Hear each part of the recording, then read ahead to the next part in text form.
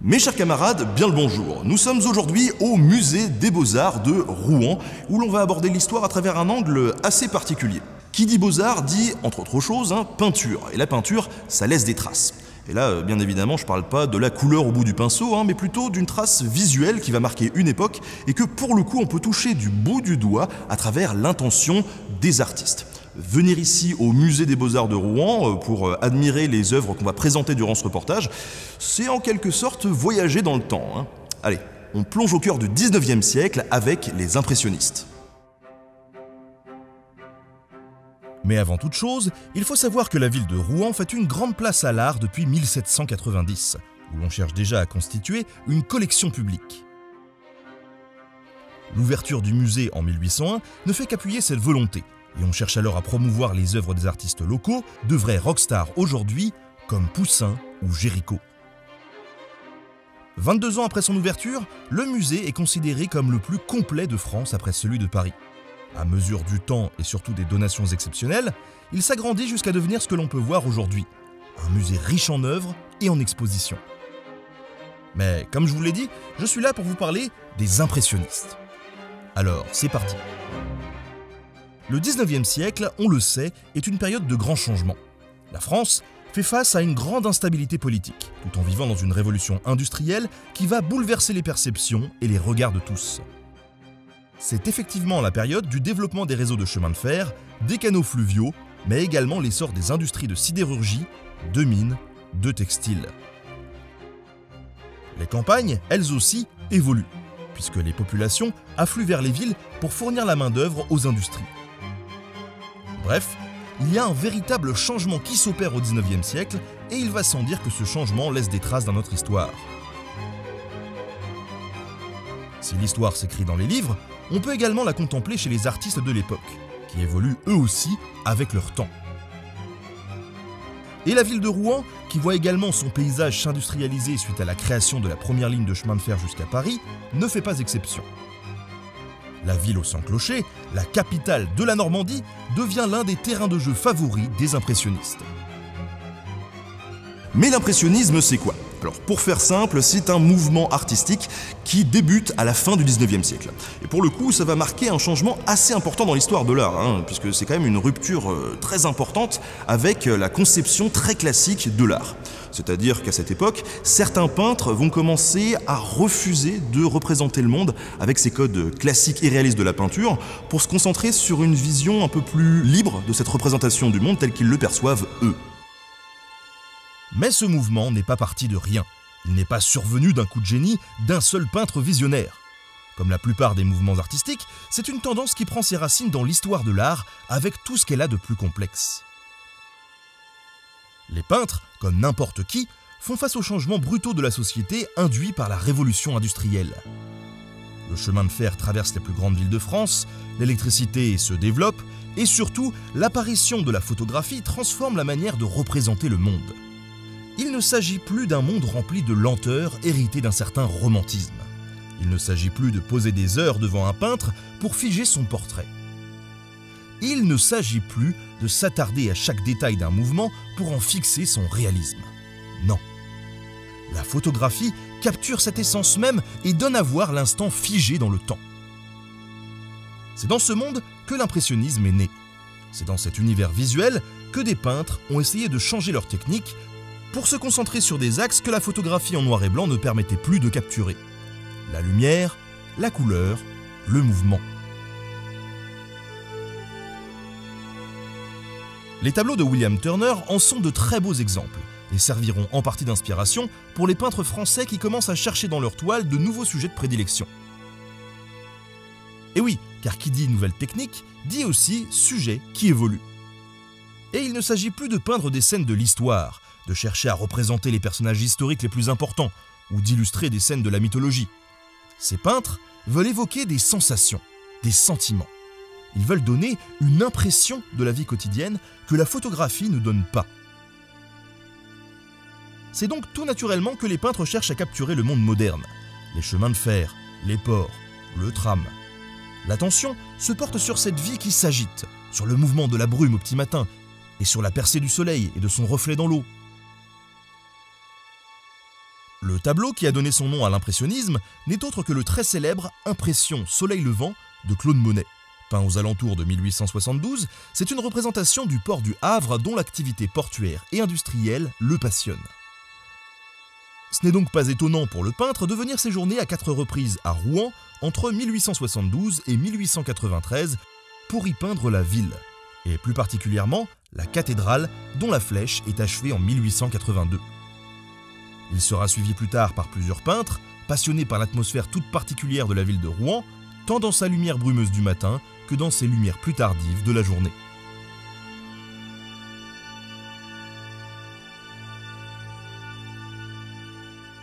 Si les peintres qui recherchent la modernité s'attardent sur Rouen à la fin du 19e siècle, c'est pas vraiment une coïncidence, puisqu'à cette époque-là, la ville est en plein essor industriel.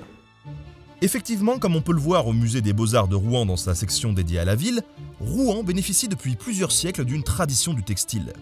Le travail de la laine y est attesté depuis le XIIe siècle et ne cessera de se développer jusqu'à la veille de la Seconde Guerre mondiale. Le frère de Claude Monet, Léon Monet, est d'ailleurs un acteur important de l'industrie du textile à Rouen, puisqu'il devient en 1892 directeur d'une importante usine de produits tinctoriaux, c'est-à-dire de teinture, à Maromme, au nord de Rouen.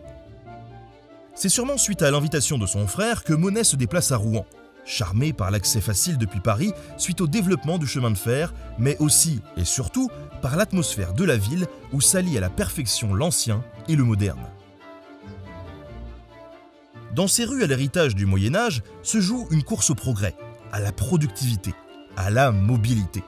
C'est donc tout naturellement que le port de Rouen s'offre à Claude Monet comme un terrain idéal pour peindre.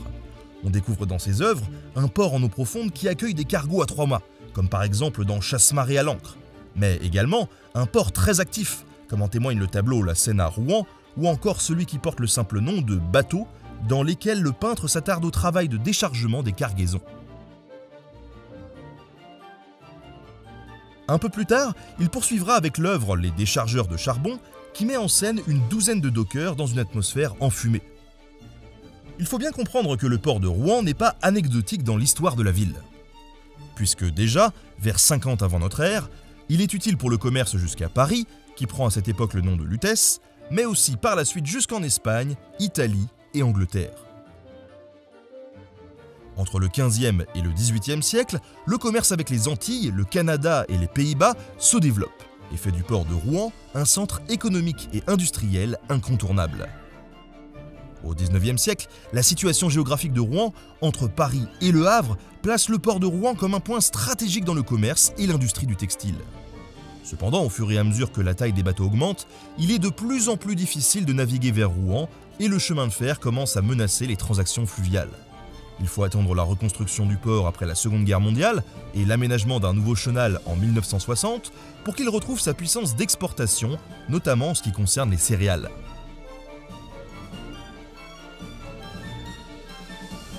Le port de Rouen a donc toujours occupé une place assez centrale dans la ville. Et dans la mesure où ses peintres cherchent à représenter la modernité et le mouvement, il est assez logique que Claude Monet ne soit pas le seul à s'y intéresser. En effet, Camille Pissarro s'attarde également de longues heures à représenter la vie qui s'agite sur les quais et dans les eaux du port. C'est le cas avec sa gravure « Ouvrier sur le port » où l'on voit des hommes accrocher une corde qui pourrait être celle d'un grand paquebot. Mais aussi avec ses toiles sur le pont de Boieldieu qui témoignent de la vie grouillante qui s'active chaque jour sur le pont, sur le quai, mais également dans les usines avoisinantes, puisque l'on voit les cheminées fumantes. Camille Pissarro est considéré aujourd'hui comme le peintre de Rouen, le maître. S'il n'y séjourne qu'à 4 reprises, il y peint le nombre incroyable de 78 tableaux. À travers ses œuvres, on peut voir la ville se transformer. Et pas seulement le port en pleine mutation, mais aussi les ruelles du centre historique de Rouen. On peut découvrir dans ses œuvres la gravure de la rue Saint-Romain, une rue qu'il défendra contre la démolition en 1900. De son hôtel, d'où il ne bouge que très peu puisqu'il a des problèmes oculaires qui l'obligent à peindre en intérieur, il n'a de cesse de représenter des rues à proximité, comme la rue de l'Épicerie dans laquelle je me trouve actuellement. Dans son œuvre, on peut voir la ville sous différents points de vue. On y représente l'effervescence de Rouen sous le soleil, en comparaison à la même vue en fin d'après-midi, figurant une rue beaucoup plus calme. Cette ville très active contraste énormément avec les vues de la cathédrale de Rouen peintes par Claude Monet. Effectivement, lors de ses séjours, il finit par délaisser les vues du port et se concentre sur le symbole même de Rouen, sa majestueuse cathédrale Notre-Dame de Rouen. Si celle-ci pouvait apparaître en arrière-plan dans certaines de ses œuvres, elle s'impose majestueusement dans l'incroyable tableau Vue générale de Rouen, où finalement on ne voit qu'elle. Suite à ce tableau, la cathédrale devient le sujet à part entière de toutes les préoccupations de Claude Monet. Il y voit toute sa richesse, sa complexité et son ambition.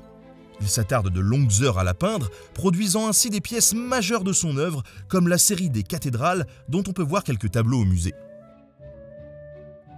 Le succès est grand pour cette série et attire les amateurs d'art comme les fins connaisseurs. On raconte d'ailleurs que cette série des cathédrales lui aurait été commandée par quelqu'un qui a su gagner sa confiance, François de Pau, alias le Charbonnier. François de Pau, c'est un peu le mécène des peintres de Rouen. C'est le collectionneur, l'amateur, le passionné. Mais c'est avant tout, et c'est important de le préciser, un grand homme d'affaires. Il reprend le commerce familial d'importation de charbon et de ce fait, il fait partie de la haute bourgeoisie rouennaise. Son aisance financière lui permet d'organiser des dîners mondains où il invite tant que possible les artistes qui séjournent à Rouen. C'est le cas de Claude Monet, dont le travail est très apprécié de François de Pau. En étroite collaboration avec le marchand d'art très connu à Rouen, Durand-Ruel, François de Pau fait l'acquisition d'une véritable collection d'art qui comporte jusqu'à 310 numéros, dont 181 peintures. Parmi ces acquisitions, on y trouve des œuvres de Monet bien sûr, mais également de Sisley, de Renoir ou de Degas. Dès 1903, François de Pau souhaite faire une donation d'une partie de sa collection à la ville de Rouen. Cette volonté déclenche les foudres de son épouse car les peintures qu'ils détiennent représentent une certaine somme d'argent. À la même époque, elle enclenche une procédure de divorce. Les deux époux ne parvenant pas à se mettre d'accord, l'importante collection d'art de Pau doit être vendue aux enchères pour permettre de séparer les biens des époux. La situation est tendue, car François de Pau peut perdre gros sur cette affaire. Il mandate Durand-Ruel, avec qui il travaillait déjà, pour acheter les œuvres les plus importantes à son compte. De plus en plus, la reconnaissance des impressionnistes s'intensifie, et la vente aux enchères est un véritable succès. Sur les 245 pièces, François de Pau ne peut en récupérer que 53. Quelques années plus tard, il repropose généreusement sa collection au musée qui l'accepte, conscient qu'il y a de la valeur dans les œuvres de ces artistes qui ont peint la ville. Aujourd'hui, le musée n'hésite pas à lui rendre hommage. Une salle en son nom est entièrement dédiée à sa collection. Enfin, voilà un grand homme qui a œuvré très généreusement pour la ville de Rouen, mais aussi pour les artistes en leur achetant un bon nombre de leurs œuvres et en les soutenant publiquement, comme il l'a fait pour les peintres de l'école de Rouen. Comme je vous l'ai dit, les peintures impressionnistes ont eu du mal à s'imposer face à la peinture traditionnelle, enseignée dans les académies de sciences, belles-lettres et arts. Et celle de Rouen ne fait pas exception. Elle considère l'impressionnisme comme une dégénérescence, dont elle cherche à préserver ses artistes. Pourtant, 4 artistes s'en émancipent. Il s'agit de Charles Engrand, Léon-Jules Lemaître, Charles Fréchon et Joseph Delattre, ou comme on aime à les appeler, les 4 mousquetaires. Ces artistes partagent une sensibilité qui s'apparente de plus en plus à l'impressionnisme en plein air rouennais développé par Claude Monet, Camille Pissarro ou encore Paul Gauguin. Cependant, à leur différence, ils ne s'attardent pas tant à la vie moderne qu'au pittoresque de la ville. Leur sujet s'attarde sur des faubourgs industriels, sur des petites ruelles paisibles ou encore sur des jardins ouvriers qui dépeignent un Rouen plus provincial tout en ne manquant pas de souligner le port de la ville, comme par exemple dans Fenaison dans les prairies Saint-Gervais ou encore Rouen, la rampe beauvoisine. Peu soutenus par les salons académiques, les peintres de l'école de Rouen n'hésitent pas à organiser eux-mêmes leurs expositions, comme ils ont pu le faire dans la vitrine du marchand de couleurs, Le Grip. Comme dit le dicton, on n'est jamais mieux servi que par soi-même. Les peintres de l'école de Rouen sont un élément central dans l'importance des artistes de province dans l'histoire de l'art. En effet, une rivalité artificielle s'opère depuis longtemps entre Rouen et la capitale, Paris. Cette école appuie le fait que les maîtres peintres ne siègent pas tous à Paris et que le savoir-faire peut trouver sa place dans les villes de province. Les 4 mousquetaires se regroupent d'ailleurs autour d'un cercle littéraire, la Cafetière, comprenant 40 membres. À cette époque, beaucoup de clubs de ce genre ont fait leur apparition en Europe. regroupant les artistes en communautés qui s'interrogent sur les différentes formes de l'art et ses critiques, tout en partageant leurs pratiques et leurs idées. En 1896, Joseph Delattre crée l'Académie libre de la rue des Charrettes. Son but est d'enseigner la peinture en plein air. L'un de ses élèves les plus assidus est Robert Pinchon, qui ouvre la voie à la pérennité de cet impressionnisme rouennais si caractéristique, tout en lui proposant une lecture encore plus moderne, avec une tendance au fauvisme qui va encore plus loin que l'impressionnisme et qui laisse présager un intérêt vers les arts d'avant-garde qui découle naturellement de cet impressionnisme. Malheureusement, la Première Guerre mondiale porte un coup d'arrêt brutal au mouvement rouennais, bien qu'en parallèle s'organise en Grande-Bretagne la première exposition rétrospective intitulée « L'école de Rouen et ses peintres ». Appuyant toujours plus l'influence majeure de la ville de Rouen dans l'histoire de l'art.